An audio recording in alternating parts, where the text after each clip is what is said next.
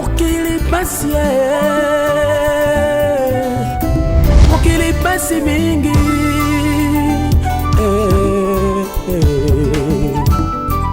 bona nini na mokili eloko ya malamu ezali te Nzambe. Shalom peuple de Dieu, ma soeur, ma frère, mon frère na pesi yo mbote na kombo na Yesu Kristo na yelio na poko lelo na komemelo lisolo moko ya muto ya linga biso ya mbobatu balinga biso. Je pense que lelo botami batu bayibi mbolo yo botami mais liboso yo botami muto yi place yo zalaki te yenda salaki ko botama na famille oyo yewana ozobeta tolo lobike famille biso elinga kangai ozo papa na ngai ya bolingo alinga kangai mama na ngai alinga kangai bande ko na ngai osepela na biloko ya famille ya mais mutu asalaka selection ko na famille wana nde mutu na memi lisolo na lingi na yebisa yo bato balinga kayo balinga ko pona profit moko mais mutu yo alinga kayo makobina zambezo bake napona kiyo ya mboza na kasa likumu ababoti na yo mutu wana ponaki yo asi alinga yo nde mutu na memelo lelo soko ozali mutu oza na connaissance po yibi valeur ya mutu alingaka yo okotikala na kimi kolanda mate yo kino na suka okoloba te ke nezobaye te weza nini te eza makambo okope ya mbongo te eloko songolo pakala te mais tozofanda po tozala promotion ya mokeli oyo apesinga pema na kofute combien tozomona mpona makambo ya mwa maladi moke bato baza kimi te batu bazo fande kimete pona nini mutu yeso zo banga kufu ba mususu tomela kongo bololo musolo bitoko kende lelo soki balobike mutu okobika azaka mutu okokene ne Equateur ne koko sote mboke Equateur batu bakotondo mutu yeso akolo ba baza na France tokende kaka kune nde lobiko ezali car na ko yebiso ke lobiko eza kunete lobiko eza na kata makomi na Nzambe na memelo lilobo ya malamu pona nini sokolinga kaye na ko yebisa yo aleki mbongo aleki libala aleki nyoso soki muto ayele keke kopo yeza kopo ya mbongo ukomono lukiba kito luki place ya malili yale musoba ngizipena litabisa ya mulangi ya malili pona nini bosolo lisolo ya mbongo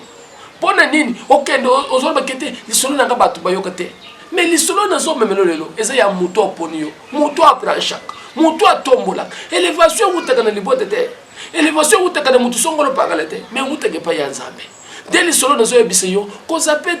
toujours branché na chaîne yo pour être vine yo et ko kango o ko mon pe place moko faiblesse vine ezalaki na simali lobo Nzamba ko révéler le komoko pour être vine au pe fungwama tozolo bana parole na Nzambe tozote lité na biso o ezali thème na biso sur la bénédiction ezali te boko bala munga mungo na zafana na yango parce que na linga pe na pambwama lo lengo yo pozo linga pe o pambwama ezali na batu suba pambwama me ba yebite ko batela li pambwama na pambwama parce que secret yo toujours la suite ya parole na Nzambe moko ya musali na Nzambe moko ya mwana na Nzambe ebeleo ibana na Nzambe bazwangole kozala bana na Nzambe ba ko batela te bu bona na Nzambe na pambwama nazo toujours makomi na Nzambe na mukanda Genèse chapitre 37 otozo tanga na deuxième verset tozo yoka lo lengeli ni Nzambe na biso zoloba à partir du troisième verset Israël aima Joseph plus que tous ses autres fils parce qu'il avait eu dans sa vieillard et il lui fit une tunique de plusieurs couleurs. Ses frères lui diront que leur père aimant plus que tout et ils le priront en haine et ils ne pouvaient lui parler avec l'amitié. Joseph eut un songe et il les rencontra à ce frère qu'il haït encore davantage. Il leur dit, écoute donc ces songes que j'ai eus. Nous étions au lieu des gerbes au milieu du champ. Et voici ma gerbe se leva et se tint debout. Et vos gerbes s'entoura et se prosternant devant elle. Ce frère lui diront, est-ce que tu régneras sur nous? Amen. Ndeko na biso abotami na libota moko na bandeko na ye. Libota wana bamoni bien que mwana okoya na ye papa na ye alingaka makasi. Alinge makasi asaleli lamba ya lolenge na ye. Différent. Papa, ukoza na vino zola te kupea madofolo ndezoka Nzamba zo classe ndenge Joseph azali pene lamba ya lolenge na ye. basi bayebo na quartier na ilambona babenga robe wan soko le kibo bazo yebeke wana kulerwa nezela yeye nzoka nde eloko wana ezaka pena signification na vie ya mutu parce que lobby okotatola makambo ya oyelekaki na oyo omonaki tala Joseph bande kone balingaki bamoni ndeko na bango mais eloko nini Joseph azali ko marquer bango malgré bazo okol mais bazo comprendre que mutu azana bilaka na nzambe tala likambo nini wezo salanga pasi ndeko na biso tala lipambo lisoke ye soko kebi ko batele yango te keba memba ndeko no bako oboma yo même moi je no ko oboma yo mobali no pa ko oboma yo pone nini eza lipambo li basaka na kana yango te lipambo les olo ko moko teke obzala ko setale parti bantu bayeba yo ozolu ko mutu ayeba yo poasala na yo nini mutu luko yeba ne pa ya nzambe pa ya mutu soko yeba ni ozolu ko nenga Joseph alingi bande ko ye mais bande ko ne bazo yine ye pone nini eloko te bazo comprendre que kati ya Joseph bilaka ezali mutu azana bilaka babundisa ke makasi bénédiction et yaka na petete mutu fo ebe ko protéger ya Joseph a pesi ndoto alobi ke tozaki na kati bilaka namuni yanga liboko to kataki ya matiti yangeza ko telema mais ya bande ko na ngai na somone ya binu nyonso ekiti engumba melo ya ngai bande ko na ba yo to somone ke yo okorenyeli ko na biso papa makomine za bezo lo ke bazwi kande ya koleka malgré papa sala ke lamba ya couleur pone ye mais bazwi kande ya koleka pone nini ba Monique na ngambo Joseph bilageza mon frère ma soeur ko sakanete wote na zona poto na ba na ko tinde ba photo lingo tinde ba photo na Congo ozoken o telemina Tour Eiffel ndo zo baluki otindi muto zo tinde photo zo ibe madame tala ozo film obimbo comme ko téléphone internet donc yo soko zombi wela mba ya cher moi mutu il faut penser on s'exposer tala ba tout plein de s'exposer oyebi plan na bango te ba to amulili bango babundisa kabiso ba fanda ka balala ka te ozo moi vie yaya ozo ngolo ko bana kisasa lokolo monike moi vie zobo olingo ka ngo photo il faut que ne wapi okene échanger okozo position échanger yango eza papa na yo est-ce que ça famille ne bino ozo ke wapi okwana il faut que ne soza comme okangiso tindi na mboka batomboka yo ko basolo oyinde baso azola kisavase ozo mone changer ro yanda kuna biso na poto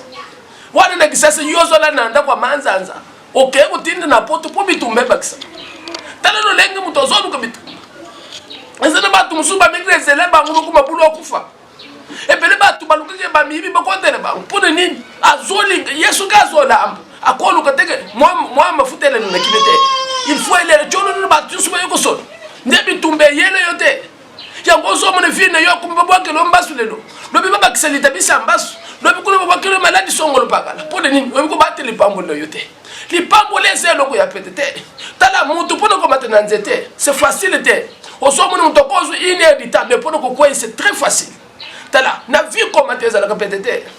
mais ko kita ezaka simple dans un clin d'œil ozo se retrouver comme menacé li pambo lese loko ya petete tango bande ko bazoyi ke Joseph azana bilaka balule longi balule grâce à makile na biso mais pour de biso faut to sali to combattre yaya Joseph na makanisi amabede alingi bango be bango bazolinga yete na lingi na biso kezana batu mususu na fine yo olinga ka bango me bango balinga gote o se force ko pesa ka bango bilamba o pesa ka bango biloko me bango pona vision na bango pona yo ba kuki ko linga yote ato sombeli eloko ye pona ya zolo o yeza ko chole biso eza nini alingata ala tesenini tala vine yo il faut yeba ke na bomba mwepa ya nani yango so mone ke bele ya batu akomi ko la zolo te ndoto mabe so kalo ti ndoto mabe wana lobi nzambo tiki ngai tango yo so setale oso yebete lo sambo pe osala na ngoya malonga te lo sambo ezala kaka ya ozo lale ya minute sokotel ongumi mutu boy pongu yo na lo sambo zo lale mais si mo wana zo lebeke na sana nzambe tala vie ya mutu ezelo ko moko sacré na kati ya vie ezana ba don moko caché oh mutu il faut ko protéger yango yo moko parce que toi-même tu es le seul maître de ta vie il faut ko diriger nzoto ezana ba caprice na yango mais yo il faut esprit na yo ezala permanent pas le biken nzoto ezana ba faiblesse mais yo esprit no faut ezala permanent pona nini et vive na yo soko yo zuko ko pambwami il faut même pas tous ko mal à l'aise ozo ebete ngami kolo nazwi mobali moko asalaka na banque centrale bongo soki aza escro ozomoni vino kotezokende do mokolo wana soki ozwaki mwa 100 000 il faut bengisa bato na quartier bokende na mwa kala moko bobamonike yo nde mopao yeya yo nde okosukisaki mopao te yebaki ntango oyaki ezeki na bato mosusu mpe bazalaka na mbongo lelo mpe bakweya yo te nde moto ngo olekisa bato keti yo nde moto otombwama nalingi na yebi soki nzambe alola ape so mayele oyeba mpe kogere vino yo parce que vie eza eloko moko sacré vie eza eloko moko ya pete te banguna na yo bazolala te banguna na yo bazonimba te baza toujours ndinga na yo bazotya mitambo soki bakozwa yo te ifo bazobana na yo soki na bana na yo te na nzela mwasi na yo lukoluka nzambe nde aza protection na nzela na nzambe tozalaka sécurisé na makila na ye nde tozalaka na assurance nde ozomoneke Joseph malgré bakomba alongaki mpona nini azalaki na bilaka na nzambe azalaki mpe fidèle na nzambe malgré bakomba atikalaki kolonga tika na yebisa yo place ozali batela lipamboli na yo c'est l'homme du deuxième mi-temps na ye nanga te kowela na bato mabonze te na ye kowela na bato mamituka te na ye kowela na bato parole na nzambe nalekisa kosembwa liloba na nzambe place ozali kohésite te ya kobenga osali na nzambe naza nanga chere koleka te nazali motu moko simple nalingi na yebiso ke nazali ka mpona avantage ya vi na yo nalingi na yebiso soko olingi obenga komitungisa te plus 243 934 77 69 plus 243 934 77 69 wana ezali simple soko bengi ozozo l'homme du deuxième mi-temps moto azoya kopesa vie na kati ya liloba na nzambe na kopesa mai te mafuta te mais liloba yango moko nde ezosala mpona accomplir makambo mpe bilaka na nzambe ekoma eumela likolo ya vie na yo na kombo na Yesu Kristo nzambe alola pambola yo ciao.